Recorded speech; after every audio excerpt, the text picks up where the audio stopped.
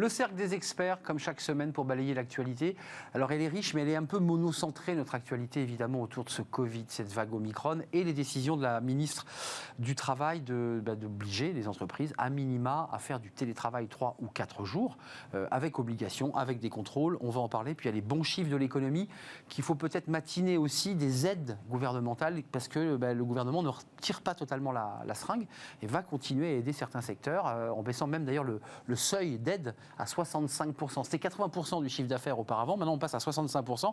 C'est une aide assez significative. Et puis au même moment, on assouplit les remboursements de PGE qui devaient démarrer en fin mars, début avril. Et de nouveau, on va assouplir ces remboursements, c'est-à-dire on va repousser les remboursements. On en parle avec mes invités. Marine Balançard, bonjour. Bonjour. Directrice générale du cabinet Ariséal.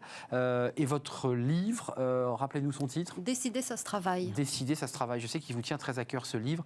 Olivia Copin, bonjour. Bonjour. Vous êtes fondatrice de Just, vous savez, je suis tentée de Just, il faut arrêter de dire ça, de Just Business. Oui. Et vous êtes enseignante au CELSA. Merci d'être là. Merci à vous. Et Jean-Michel Garrigue est avec nous. Bonjour Jean-Michel. Bonjour. Vous êtes directeur associé en charge des RH chez BLB Associés. Commençons par le télétravail. Vous avez vu ça d'un bon œil, l'attitude de la ministre qui est devenue plus autoritaire qu'elle ne l'était, puisqu'en septembre, vous vous en souvenez, chacun était libre de faire ce qu'il voulait. 3 mois plus tard, le coup près est tombé. C'est obligatoire avec contrôle du télétravail. C'est la bonne méthode, ça ou pas ? Alors, d'abord, les entreprises maintenant sont, je dois dire, malheureusement assez habituées, c'est-à-dire pouvant passer à une phase de télétravail quasi instantanément, une fois encore, pour les secteurs d'activité et pour les professions qui peuvent y prétendre. Car, vous vous souvenez qu'on en avait parlé sur ce plateau il y a quelques mois, la scission que ça a pu créer, pour résumer, entre les cols bleus et les cols blancs, est un souci dont on n'a pas fini d'en tirer les conséquences une fois que la phase pandémique sera terminée. Mais pour l'adaptation des entreprises, aujourd'hui, elles sont quand même, elles ont acquis les réflexes et elles se sont donc adaptées.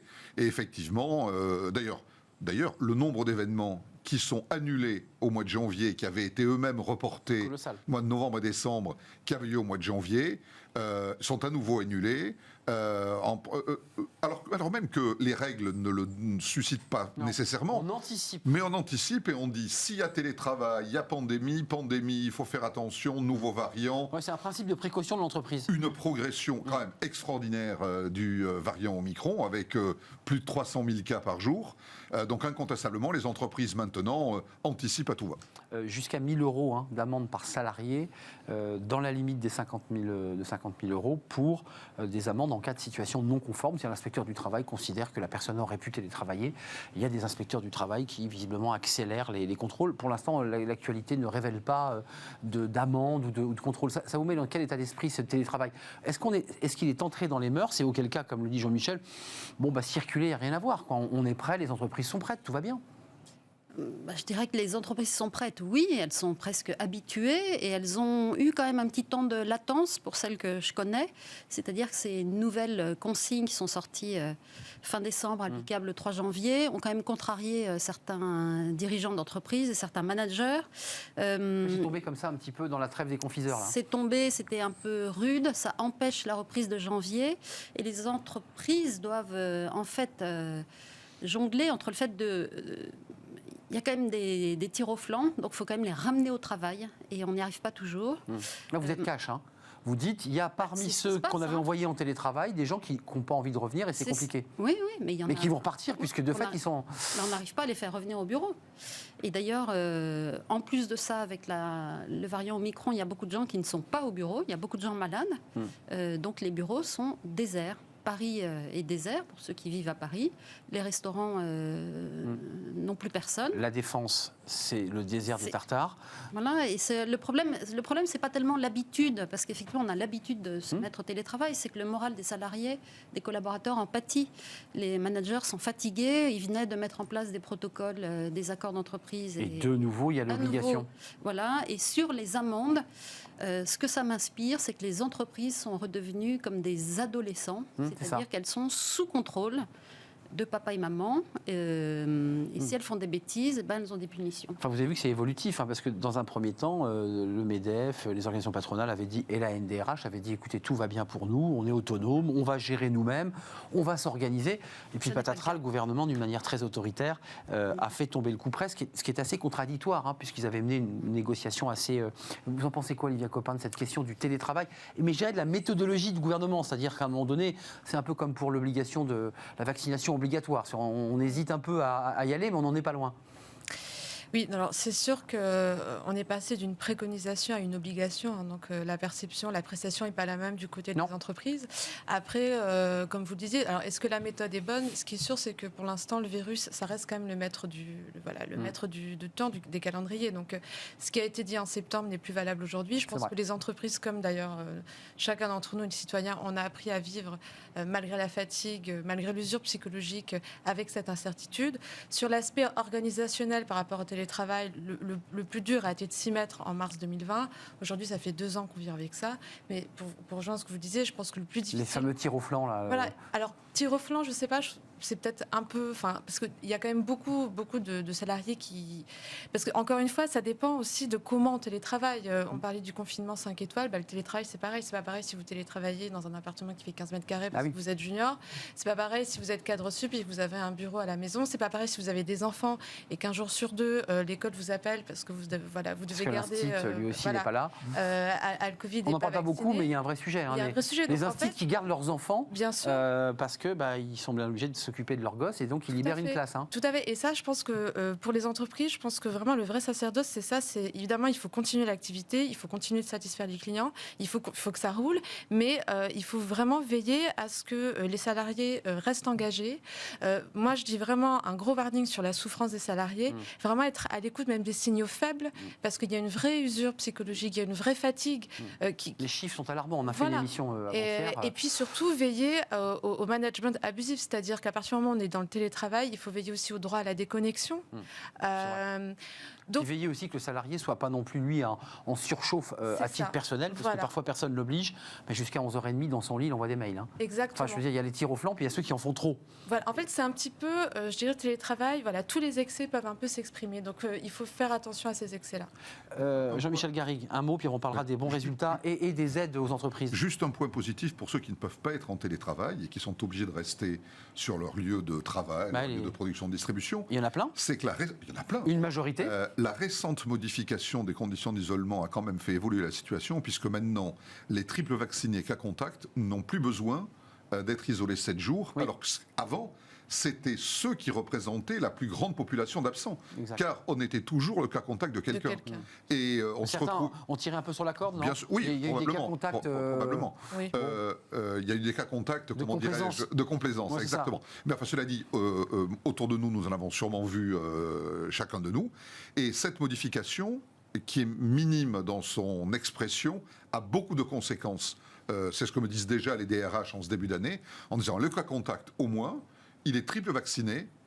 Alors, il doit faire un test pour vérifier, etc. Mais ça réduit il peut rester le trou d'organisation dans l'entreprise. Vu que l'explosion du variant Omicron, ça aurait été ingérable, je pense, de continuer avec ce type d'organisation. Là, effectivement, heureusement, on reste sur les personnes qui sont contaminées.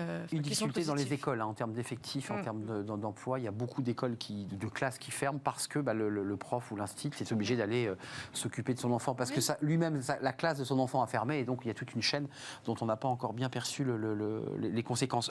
Tournons-nous vers les annonces de Bruno Le Maire. Alors ça, elles sont intéressantes parce que là aussi, tout se joue dans les calendriers. On nous avait dit, écoutez, à partir de janvier, on va retirer la prise. Alors, vous allez me répondre, Olivia, tout ce qui a été dit en septembre n'est plus tout à fait dans la réalité, mais la prise, on ne la retire pas. Vous avez vu, on maintient l'activité partielle prise à 100%, ça pour les secteurs en grande difficulté.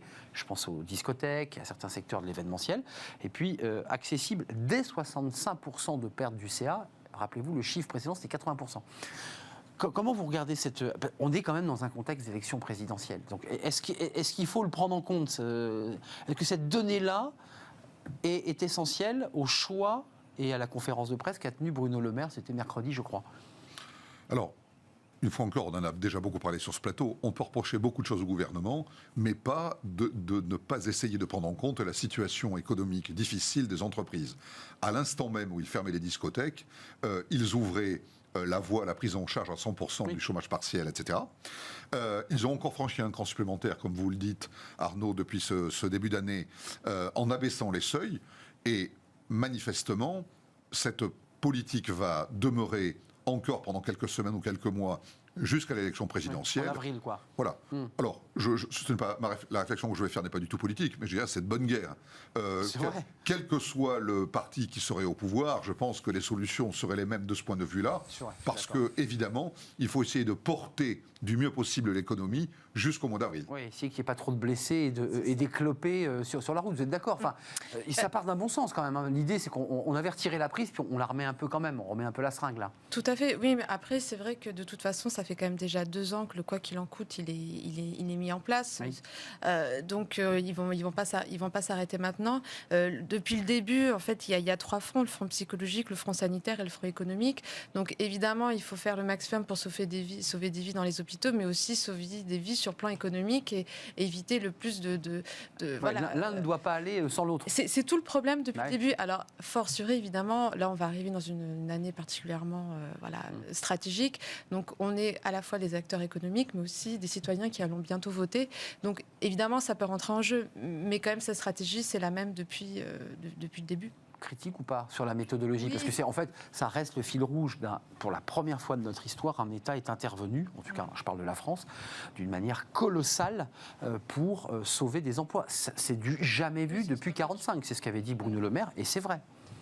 Oui, c'est tout à fait vrai, mais je reviens à l'entreprise qui est passée de adulte à adolescente et qui reçoit de l'argent de poche du gouvernement. Effectivement, c'est de bonne guerre parce que ce sont les élections. Bruno Le Maire a pris soin de préciser que c'était pas du quoi qu'il en coûte, mais on y est en plein. Donc, le simple fait qu'il ait besoin de préciser ça nous fait penser qu'on est revenu en plein dans le quoi qu'il en coûte, qu'on n'a jamais quitté d'ailleurs. C'était légèrement atténué. Oui, et puis mais le problème, c'est c'est qui va payer tout ça. Le problème, c'est que l'endettement mondial est énorme, a augmenté de 30%. On est à 245% du PIB mondial. Moitié dette publique, moitié dette privée. C'est colossal et on se fragilise énormément. C'est-à-dire que plus on fait ça et plus on s'empêche de pouvoir réagir à des futures crises, parce qu'on n'aura plus de marge de manœuvre financière. L'inflation et la remontée est plus des taux importante que ce que les économistes avaient prédit. Voilà, il y a quand même une dette derrière, on n'en parle pas. Et d'ailleurs, Bruno Le Maire n'a pas mis de coût sur ces nouvelles mesures. Il n'a pas dit combien ça coûtait. Enfin, vous soulevez un élément important pour les chefs d'entreprise que vous rencontrez, c'est ce rapport à l'État. Avant Covid, où des chefs d'entreprise disaient « Mais attendez, j'ai créé mon entreprise, je n'ai pas besoin de l'État ». On a entendu ce discours-là chez certains chefs d'entreprise. Bon, là, force est de constater que l'État est plus que jamais présent. Enfin, ça crée une sorte de choc presque culturel, idéologique, quand même, cette situation. Oui, alors, moi, je trouve que c'est un choc, mais je pense quand même que ça a été un choc vertueux. Enfin, c'est du moins ce que je pense. Ça a été un choc vertueux. La preuve en est d'ailleurs, c'est qu'un certain nombre d'entreprises, je crois qu'on les chiffre d'ailleurs par milliers, ont remboursé par anticipation le PGE qui leur avait été accordé par l'État, parce que par précaution, elles avaient thésaurisé, cagnoté, si je puis dire, thésaurisé, se sont rendues compte qu'elles pouvaient rembourser, elles ont remboursé, beaucoup de grands groupes, ça représente des milliards d'euros qui ont été restitués à l'État, et je trouve que globalement, c'est comme les salariés, il y a des exagérations, il y a des gens qui en profitent, il y a des entreprises qui en ont profité. Moi, je connais des restaurateurs qui m'ont dit ça a été un pain béni la période pandémique parce que j'ai gagné beaucoup plus d'argent que je n'en gagnais avant dans mon activité. Entre les aides directes de l'État... Entre la prise en charge et les aides, j'ai gagné plus d'argent. Eh bien, voilà, si certains même en profitent parce qu'ils ont tiré la corde plus que nécessaire... C'est pas bon quand même, hein, c'est un effet d'aubaine qui est quand même... Bien sûr, c'est un effet d'aubaine. Mais globalement, je pense que beaucoup d'entreprises ont réellement été sauvées à cause de ces plans-là, dont on peut toujours discuter, les calendriers, les niveaux, etc. Mais je pense que ce souci qu'a eu l'État français... Et une fois encore, ce n'est pas une réflexion politique, d'aider du mieux possible les entreprises. Je suis d'accord avec vous pour dire qu'on en paiera le prix, ça c'est sûr, mais au moins, dans ce raisonnement à court terme, ça a été productif. Ouais, le prix à payer du quoi qu'il en coûte. C'est ce que vous soulevez en fait. C'est les générations futures en fait. Voilà, on ne le voit pas parce que c'est plus lointain, mais on est quand même à la merci d'une remontée des taux et d'un renchérissement du Les coût de la États-Unis dette. vont remonter les taux, donc visiblement ça va arriver chez nous. Mais déjà, Et ils remontent. donc c'est la panique là, à la bourse de New York, mais c'est normal. Mais de toute façon, c'est vrai que c'est une Olivia. équation compliquée. Alors effectivement, comme vous le disiez, il y a toujours des profiteurs de guerre, mais globalement, quand même, il y a beaucoup d'entreprises qui n'auraient pas pu encaisser ce choc. Quand même, je veux dire, on parle d'un arrêt complet, total de l'économie. Ce n'était pas arrivé depuis 1945. Donc, s'il n'y avait pas eu les mesures comme le chômage partiel, alors c'est sûr que cette dette-là, on sait qu'on va la payer, mais s'il n'y avait pas eu tout ça, c'est des millions de personnes qui auraient perdu leurs emplois, c'est des chefs d'entreprise qui auraient tout perdu. Donc, de toute façon, la perte, elle aurait eu lieu. Là, effectivement, avec la dette, on la masque un petit peu. Et les drames humains. Donc, effectivement, je pense que c'est une solution, c'est un problème assez difficile. Parce que circuler pour mieux sauter, dit Marine Balançard. Mais finalement, le risque, il arrivera plus tard. Il y a d'autres pays qui n'ont pas fait ça. D'autres pays ont laissé les restaurants ouverts. L'Espagne, l'État n'a pas d'argent. Ils ont dit, vous restez ouverts. Et c'est vrai. Protocole. Et l'Espagne a choisi des modes d'ailleurs par rapport au vaccin très différents du nôtre en termes de. Mais c'est pas la culture, c'est pas la culture française. Sur les PGE, je vais juste vous entendre parce que ce qui était impossible au mois de décembre, parce que certains lobbies ou fédérations professionnelles, je ne sais pas si vous aviez suivi cela, mais étaient montés au créneau auprès de Bruno Le Maire pour demander, pour certains, effectivement, je pense à des commerçants, je pense à des restaurateurs, un étalement plus long des remboursements. Impossible. Et puis là, en janvier, on a un étalement du remboursement jusqu'à 10 ans au lieu de 6 ans. Donc c'est donc possible d'étaler la dette. Et un report de 6 mois du début de remboursement à fin 2022, puisque les premiers remboursements devaient arriver en avril. Alors vous allez me redire, bah oui, mais attendez Arnaud, c'est de bonne guerre, c'est l'élection présidentielle. Là, c'est un peu contradictoire quand même. Mais l'occasion fait le larron. Le bon côté du variant Omicron, c'est que justement, il fournit au pouvoir public, et je dis ça d'ailleurs sans ironie, fournit au pouvoir public une occasion exceptionnelle de renier en janvier ce qu'ils avaient décidé en décembre. Il faut quand même reconnaître que, enfin, je parle pour moi, mais je pense que vous vivez la même chose. Moi, je n'ai jamais vu autour de moi autant de gens contaminés par le virus. Le Delta ou l'Omicron, c'est pas trop d'ailleurs. Le Delta ou l'Omicron, on n'en sait rien. Vraiment, c'est ça. C'est une explosion des cas autour de moi. Mais les gens travaillent. En fait, ils travaillent de chez eux avec le virus. Ils travaillent, ils sont souvent maintenant. Grâce au vaccin d'ailleurs, il faut le préciser. Ils sont plus vaccinés, etc. Mais donc, du coup. C'est ça la nouveauté, si je peux me permettre. On continue à produire dans le tertiaire grâce au. C'est une occasion. Les chiffres aujourd'hui, plus de 300 000 contaminations quotidiennes, c'est du pain béni, si je peux employer l'expression pour le gouvernement, parce que ça lui permet de prendre toutes les décisions qu'il souhaite en arguant de l'extrême contamination de ce variant, qui est d'ailleurs incontestable. Alors vous avez vu, il y a un autre élément dans ce qu'évoquait Bruno Le Maire. Il y a ces aides très directes, du quoi qu'il en coûte, qui n'est pas du quoi qu'il en coûte. Et puis il y a quand même cette idée qui va monter dans les semaines qui viennent, c'est peut-être de petites cagnottes, parce que la croissance, selon les chiffres de la Banque de France, est supérieure à ce qui avait été annoncé en décembre. On a quelques petites marges fiscales de TVA et de rentrée. En un mot, il y a une petite cagnotte qui s'est créée. C'est paradoxal ou pas? Parce que l'économie ne s'est jamais aussi bien portée. Enfin, on est dans un moment là aussi un peu étrange et historique. La croissance est très haute, on n'a jamais eu une croissance aussi haute. Comment vous regardez ce jeu un peu de la cagnotte là qu'on est en train de constituer? On va effacer la dette avec? Parce que c'est souvent le débat de la cagnotte. Avec ça, on efface la dette. Ah non, c'est le pot de terre contre le pot de fer. Ouais, c'est une petite cagnotte par rapport à la... Voilà. Ça donne des marges de manœuvre bienvenues au gouvernement pour prendre un certain nombre de décisions à vocation peut-être électorale d'ailleurs au fond de leur esprit, mais aucune mesure ne rattrapera jamais le poids abyssal de la dette qui a été contractée depuis 2 ans. Ça, c'est absolument sûr. Donc la dette, on l'efface? Enfin, qu'est-ce qu'on fait de cette dette? Enfin, vous n'êtes pas les experts de la dette, mais... On n'est pas l'Argentine quand même. On va rembourser notre dette, j'espère. Enfin, Bruno Le Maire l'a redit avant le début de l'année 2022. Là. Il est évident que la France rembourse sa dette. Sans augmenter les impôts, vous avez entendu. Oui. Parce qu'il y a tout un débat dans la campagne qui est de dire que les salariés ne peuvent pas subir des augmentations d'impôts, donc on ne touche pas aux impôts. Il va falloir trouver quelque chose. Et puis en plus, on en parle comme si c'était déjà une dette du passé, mais c'est-à-dire qu'on est toujours dans la pandémie. Quand vous écoutez les experts scientifiques, une pandémie dure 5 ans.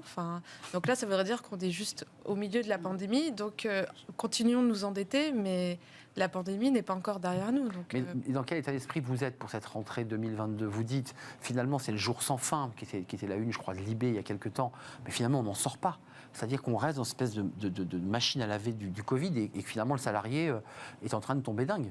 Le salarié, oui, les collaborateurs, c'est l'incertitude qui les gêne, c'est le fait de ne rien pouvoir planifier, ou dès qu'on planifie quelque chose, c'est déplanifié 3 semaines après. C'est très Donc ça, déstructurant. C'est l'incertitude. Voilà. Totalement. Donc ça, c'est très fatigant. Donc ils sont chez eux, ils devraient être moins fatigués, mais ils sont plus fatigués. Et vous évoquiez les burn-out et les risques de Bien dépression sûr. qui sont très importants. Bien sûr. Bien sûr, parce que là, on est sur une fatigue structurelle, quoi. Ça fait 2 ans.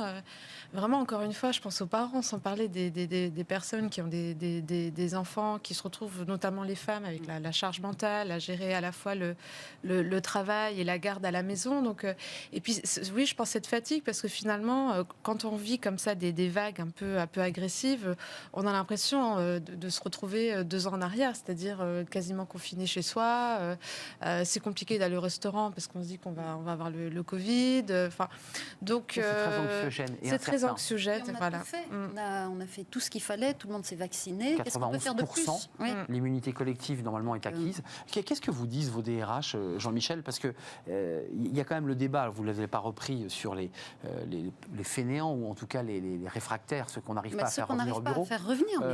Il y a quand même ce débat, il y a quand même une transformation de la manière dont on travaille et qu'on regarde le travail. Ce Covid a transformé ça, fondamentalement. Vous savez que je fréquente beaucoup des DRH de grands groupes, CAC 40, SBF 120, groupes non cotés, etc. J'organise beaucoup d'événements avec eux. Ce sont des thématiques, des DRH groupes, donc des thématiques mondiales. On n'est pas là pour parler des relations sociales en France, etc. On est là pour évoquer des problématiques groupes.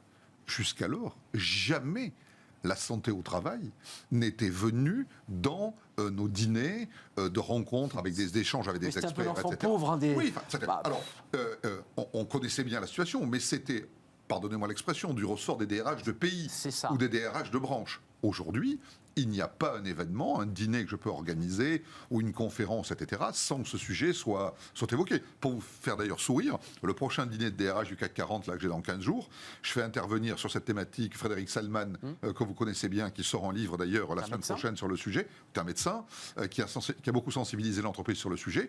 Je le fais intervenir justement pour débattre avec les DRH du CAC 40 sur cette thématique qui jusqu'alors n'était pas du tout l'apanage des niveaux de groupe, mais des niveaux de pays. Aujourd'hui, c'est vraiment une thématique absolument centrale. Elle concerne toutes les populations, tous les pays, avec des niveaux différents.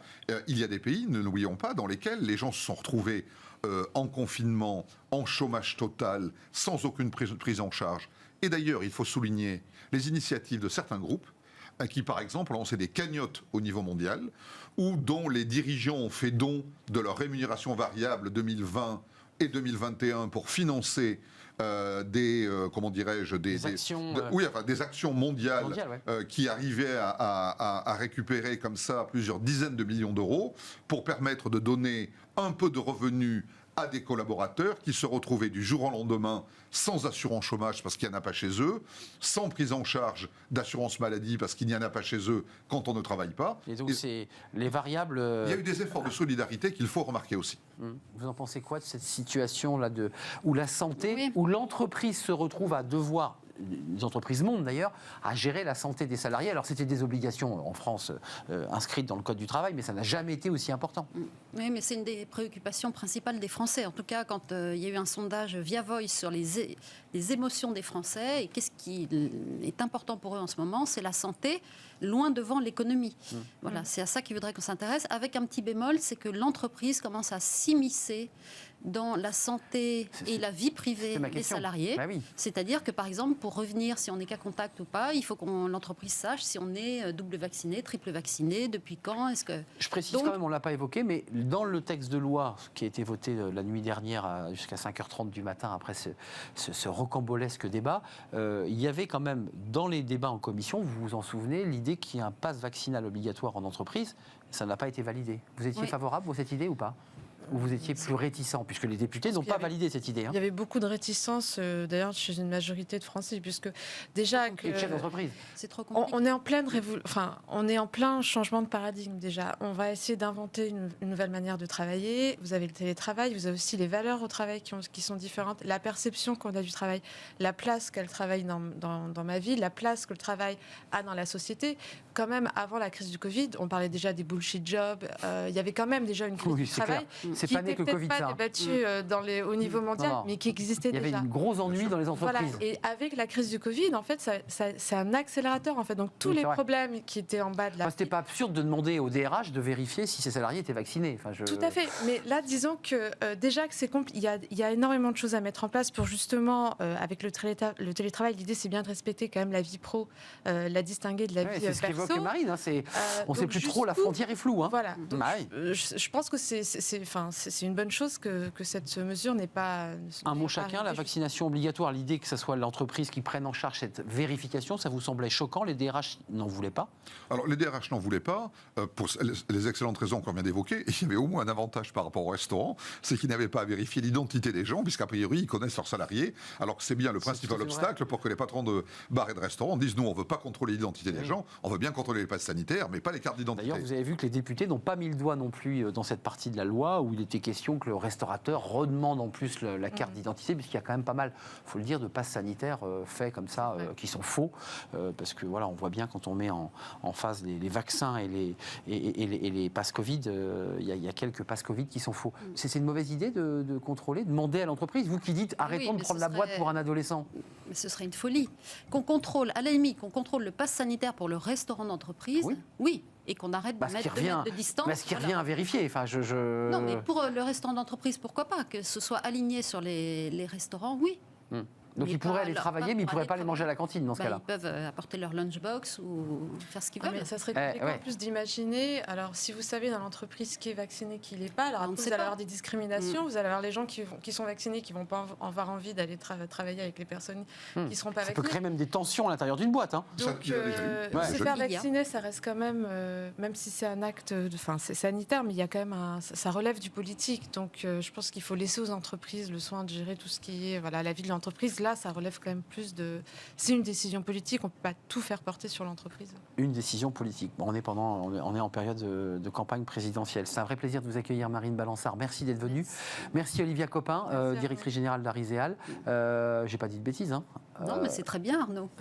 Juste business pour Olivia Copin et BLB associé pour Jean-Michel Garrigue. C'est un vrai plaisir de faire cette première émission de l'année de l'actualité. J'ai peur qu'on reparle du Covid assez régulièrement et de ses conséquences sur les salariés. On termine par notre rubrique Fenêtre sur l'emploi et on accueille notre invité tout de suite.